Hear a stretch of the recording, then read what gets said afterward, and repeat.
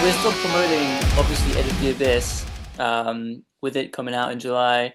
We just announced a new tour in the Hmm. UK Yeah. yesterday, Hmm. so we'll be doing this in April, which we're very much looking forward to. We will announce more dates for the rest of the year as well. So, there's still a lot of touring to be done around this album, but Hmm. hopefully no one will have to wait too long for the next one. Cool. And we were all in the van, kind of like, what is happening? And it was like 50, just Wow. crazy, like the swarm just all around. And we're like, should we go outside or do we wait? What's going on? And they were just kind of like moving around. It's really funny. Hey, this is Sebastian from the Metal Gods Meltdown, and today I have the pleasure to be joined by. I'm Alizon, and I'm the bass player in Calva Louise. It's great to be chatting to you today. I'm loving your new album. Well, it's been out since July, hasn't it? But Yeah. first question then is when can we expect a new album? Love the album. When's the next one? Yeah, Um, yeah. well, we're still promoting obviously Edge of the Abyss, with it coming out in July. We just announced a new tour in the Hmm. UK Yeah. yesterday, Hmm. so we'll be doing this in April, which we're very much looking forward to. We will announce more dates for the rest of the year as well. So, there's still a lot of touring to be done around this album, but Hmm. hopefully no one will have to wait too long for the next one. Cool. Cool. Yeah, so I was being really cheeky there. I saw you announce the dates yesterday, and you are going all around the UK. Is there anywhere you're especially looking forward to playing? Yeah, I mean, a lot of places really. We kind of been around everywhere in the UK, and everywhere is a bit special. So we obviously the band started in London, so the London shows are always like, special because it feels like a return to the roots kind of thing. But Hmm. also we've been living up north for, many years now, so Manchester is also special because it feels more like the closest to a hometown. Yeah. So, and then Glasgow also, it's always such a pleasure to play. We love Scottish people. We love playing in Glasgow. So yeah, it's we're very much looking forward to all the different places. Um, Actually, Norwich, we've not been in a very, very long time. So it'll be Right. really cool to go and play in Norwich for the first time in, years. Because of course you were formed back in 2016, yeah, and you're all from different countries, and That's right. your English is I couldn't speak. Your English is exceptional, unlike mine. Thank you very much. Yeah, so the story of the band is, so it started out with Jess, who grew up in Venezuela. Hmm. So she started doing music, writing songs when she was a teenager in Venezuela. And then, uh, so her dad is French, and so she spoke French already. She was in a French school, Uh, and then she moved to Europe when she was 16, because she wanted to pursue music and get closer to the UK. So she moved to France when we met. So and she arrived in my school, and that's how we met when we were 17. Started playing music together, and then she was like, "I want to go to England mhm, because that's where so much of our influence, the band, the music. There's so much English music mhm. and British music that we love." Um, so, when we were like 19, 20, we were like, okay, I got my first car, and then we started doing trips to London. I didn't speak English at all at the time. Right. It was very scary. Yeah. Um, yeah, and then we just did trips, trying to play open mics, try to play anywhere that we could. Um, Mhm. not understanding anything, not knowing anybody. Um, and then we met Ben in Right. London, who grew up in New Zealand, Right. but moved back to London. Well, he was born in England and then grew up in New Zealand, and his family moved back to England when he was 14, 15.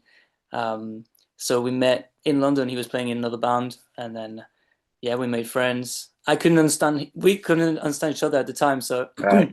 Jess was doing the talking, Right. and then we got an opportunity to record some demos with a Hmm. friend, and we didn't have a drummer.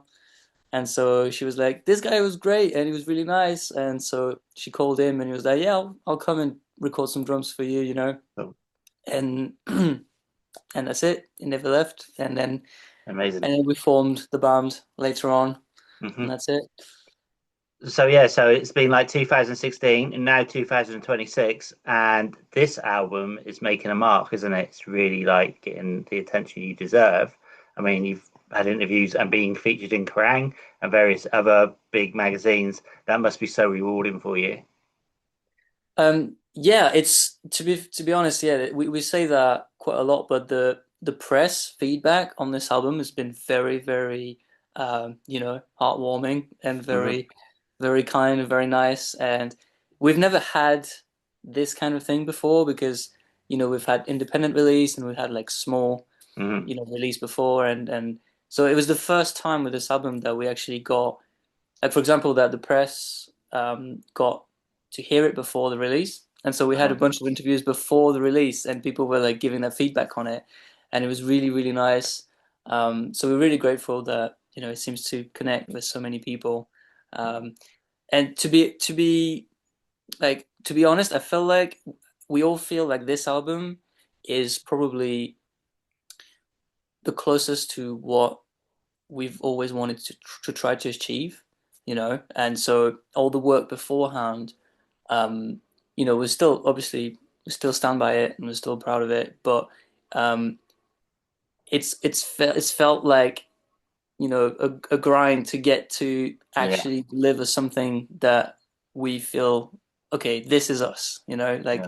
and I feel like this Edge of the Abyss album, it feels for the first time that's been the most representative of what we've trying to express, trying to be. And so the Yeah. fact that it's being responded to so well is it's really nice for that reason. I mean, you blend everything, don't you? There's a bit of punk, electronica, new metal, post-hardcore. Basically, it's a genre smoothie with extra Yeah, caffeine. Yeah, you like that? pretty I like much. that one. Yeah, I mean it started out because so when we first started in 2016, we didn't know anything. We didn't have any money. Mm, Not that we have much now, but it's like you we want? were like surviving. It was survival mode Yeah. constantly. We were like couch surfing and like staying around people's Hmm. place and like trying to find.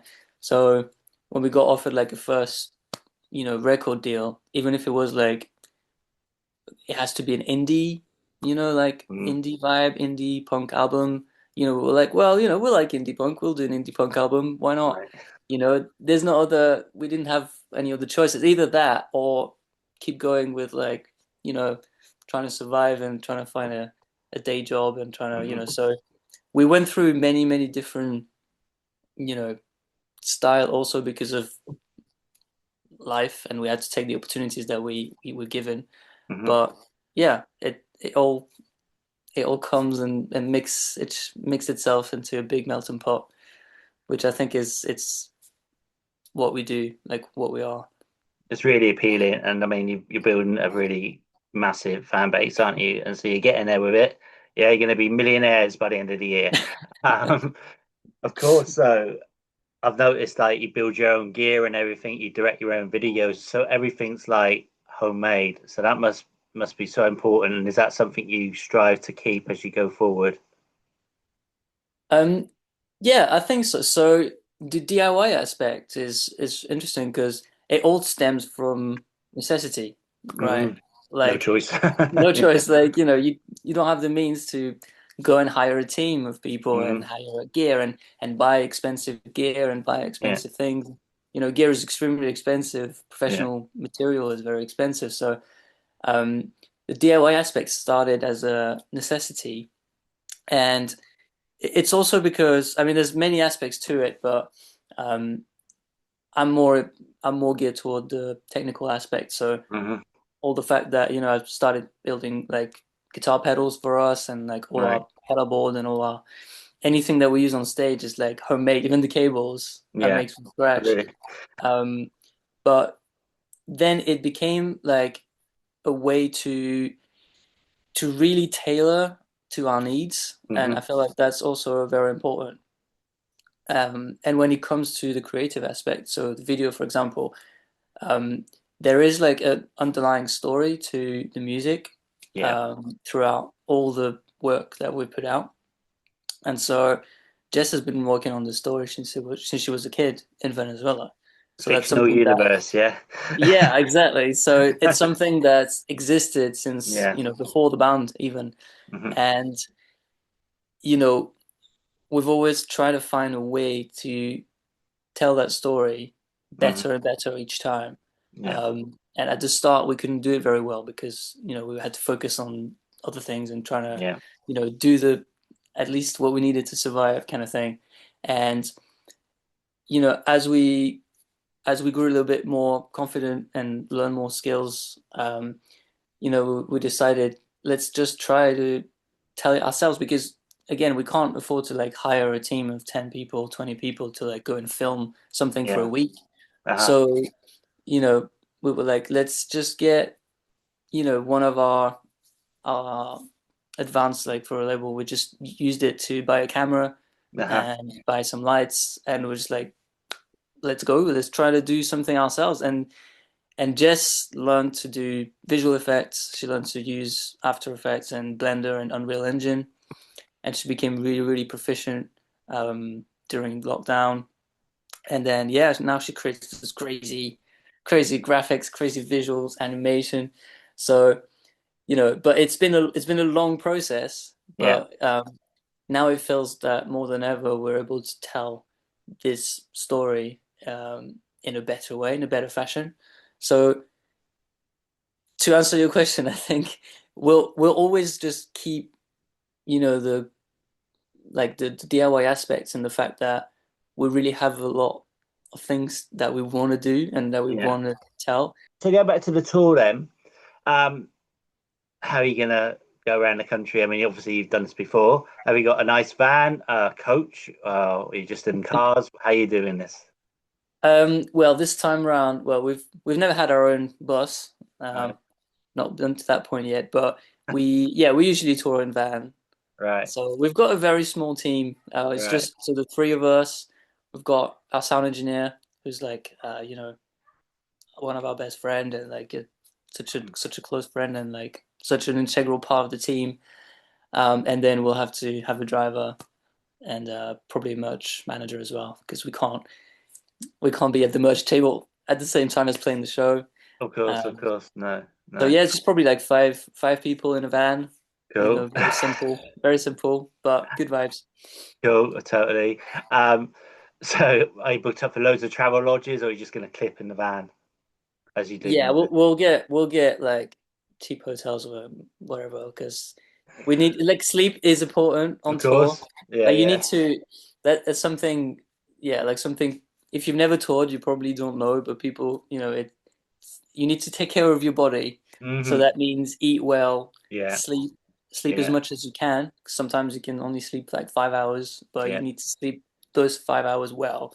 yeah, Um, so yeah, feed yourself well, get some rest when you can, and don't, we don't drink at all on tour. We don't do anything because it's like a marathon. You need yeah, to of course. really Yeah, see it on the long run. So you need to take care of yourself and yeah, pace yourself because we got such a small team. So yeah. when we get to the venue, it's just us unloading the van, building the Doing stage, everything. Yeah. doing everything, and then when the show is over, it's us that just pack everything down, load it back up, and repeat. So, Of course.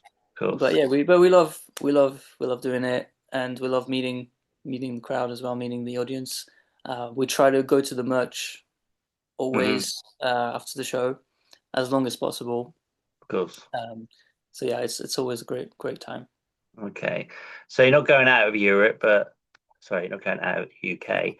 But I'm going to ask you these questions, right? Who's most likely then to lose their passport?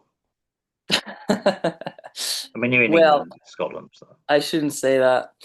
Um, well, it has happened right. once, As a nightmare. but we have recovered it. So yeah, like Ben has an air tag on his passport because once we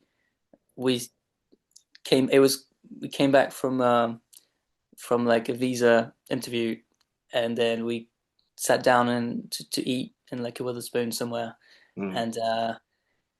and like we were very tired because we've been driving all Yeah. day and then a jacket got left behind on the seat with the passport in it, Yeah. and so came back home and then realized it was gone. So we had to immediately drive back 4 hours Wow. to make it to the opening of the pub Right. to hope, that they would have picked up the jacket, which they did. So we Thank got it God. back, Wow. but never Nightmare. again. Yeah, no. Okay then. So out of you guys, who's the most likely to start a mosh pit in a petrol station? I don't know. It's yeah, that's funny. I did see something once. We stopped at a petrol station and there was like a swarm of geese just around the pumps, Right. and it was like a mosh pit kind of. Just I don't know, just you saying this just reminded me of it. And we were all in the van, kind of like, what is happening? And it was like 50, just Wow. crazy, like the swarm just all around. And we're like, should we go outside or do we wait? What's going on? And they were just kind of like moving around. It's really funny. That's pretty crazy. All right then. So if you could add one completely ridiculous item to your tour rider, is it going to be no limits? What would it be? A fog machine that never turns off? A room full of inflatable sharks? Yeah, I don't know. We have a pretty simple rider, Right. but it's one thing we can't do without on tour is ginger, like fresh Okay. ginger. Yeah. Okay. So That's good for you, um, man. yeah, so basically we both, mostly Jess, but I do as well, but we both just nibble on it all day. Right. So we make sure we've got French ginger on the rider because we can't go buy it every day because we eat too much. Right. Um, so just an unlimited supply of ginger Right. that would sort us out. Okay. No inflatable sharks then. That. I mean, that would be fun. All right, man. So I'm gonna ask you this bit, right? So, what are your favorite three albums of all time that come to mind? Ooh, that's hard. Well, personally, okay, the first album I remember listening in full on repeat was probably The Wall by Pink Floyd. Um, Fantastic. that probably just kind of like, and watching the movie as Mm, well with it. That's kind of like the first one I can think of in terms of yeah. like origins. Like that's the first I got stuck to. The other one, I don't know. We all really like System of a Down, Really, so yeah, you can I tell. feel like it's hard to pick one. Yeah. Um, I'd say probably the one that's got, I don't know. I mean, I'd say maybe still this album is like a good one for all of us, hmm like an important one. Um, and then more recently, uh, we've been diving back into Sepultura, Right. uh, and so we've been listening to Roots a couple of Oh, times fantastic. recently, hmm and that's such a good album. Isn't it? Uh, Yeah. and Start to I'd finish. never actually dived into it like listening to the whole thing hmm back to back. And that was yeah, we did that a couple of times when we were driving, Yeah. and it was really cool. So been Yeah. really liking this. It's a fantastic album. I can remember buying that. I'm so old. It first came out, man. All right, then. So, if there was a made-up song about your personality, what would it be called? A made up song. Yeah, totally made up. Mine would be Caffeine Addict, for example. Um, yeah, just if you can think of it, you can build it. Cool. You Okay. can make it happen. You can just build it. Have a crazy idea and just make it happen. Okay. Take your tools and make it happen. All right. Something like that.